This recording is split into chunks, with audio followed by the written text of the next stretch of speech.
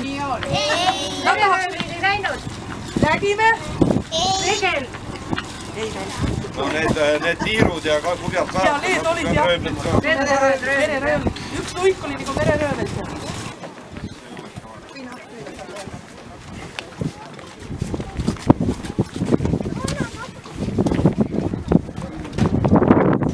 Aga kui issi mere peal käib, kas tal pääste eest on seda?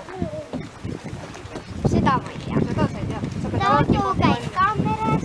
Taadu käib ka Ja mere. Taadu töötab meres ja ta on kapten. Oi, kui tubli kapten. Sul on väga tubli Taadu.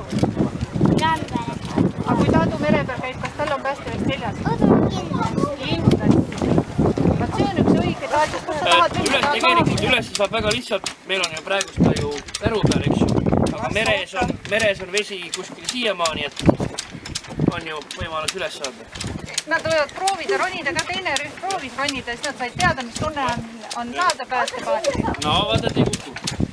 Oodake ükshaaval, oodake. Lissu ja Kalgelin, oodake. Jalaga pihta. Ai, aga ise pead saama. Näe, Markus ootab. Mootori juurde. Ja kui juhtub, et